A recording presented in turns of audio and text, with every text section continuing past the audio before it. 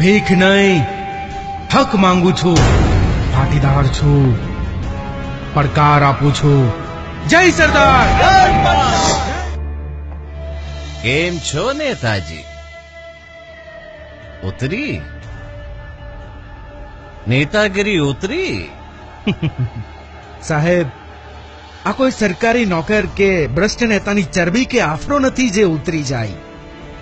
આ તો જુનૂન છે, બડાપો છે, એક સત્યની કરો યા મરોની લડત છે. લડત અમે તો અમારા બારે બાણ સળગાવીને જ આવ્યા છીએ. હવે જીતથી ઓછું કઈ પોસાય તેમ પણ નથી. એટલે તમારા આગેવાનો અને તમારા સાથીદારોએ તો સરકારની સમાધાનની ઓફર સ્વીકારી લીધી છે અને સરકારી રાહે અનામત મળે ત્યાં સુધીનો સમય સરકારને આપવાની તૈયારી બતાવી છે. તમારા વાલજીભાઈ, કાનજીભાઈ, સવાણીભાઈ, નાકરાણીભાઈ, દેસાઈભાઈ બધા માની ગયા છે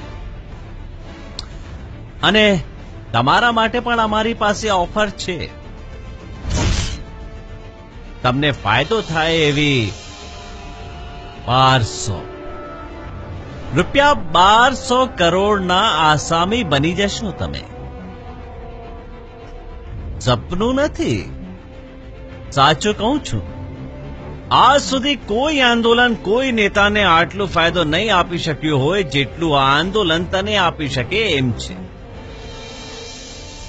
હવે ખુશ? સાહેબ, જ્યાં સુધી મારા પાટીદાર ભાઈઓને પોતાનો હક ન મળે ત્યાં સુધી હું કઈ રીતે ખુશ હોઈ શકું? તમારી સાથે સમાધાન પણ એ જ લોકો કરી ગયા હશે જેણે સ્કૂલ કે કોલેજની જગ્યા તમે મફતમાં અપાવી હશે અને એ જગ્યાની આજુબાજુ તમે કોઈ સારી સરકારી સ્કીમો આપી હશે. કોઈ મંદિરના નામે લઈ ગયો હશે, કોઈ બીજા, કોઈ ત્રીજા, પણ હું એ માનો નથી. એટલે જ જેલમાં છું, જેલમાં. ભારત માતાની સરે આમ ધજાગરા કરનાર આતંકવાદીઓ પણ જે કલમોથી બચે છે ને એવી જ કલમો શોધીને મારા પર લગાવવામાં આવી છે. પણ મને પરવા નથી. 12 નહીં, 120 નહીં, ભારતની આબાદી કરતા 10 ગણી વધારે રકમની ઓફર કરી છે મેં તને. 1200 કરોડ. કદાચ તે ધ્યાનથી સાંભળ્યું નથી. કદાચ તમે ધ્યાનથી સાંભળ્યું નહીં કે મેં ના કીધી ના. હું આખી જિંદગી જેલમાં રહેવા તૈયાર છું, પણ મારા પાટીદાર ભાઈઓ ને બહેનોના ભવિષ્યનો સોદો કરે એ હાર્દિક પટેલ નહીં. તમે તમારો ને મારો ખોટો સમય બગાડી રહ્યા છો. જાઓ અને મારા માટે નવા કેસો શોધો, એની તૈયારીઓ કરો. અને હા, તમને જેણે અહીં મોકલ્યા છે ને એમને જઈને કહી દેજો કે હું સમાજને વેચવા નહીં દઉં. અને જે વેચશે ને હવે તો અનામત લઈને જ રહીશું.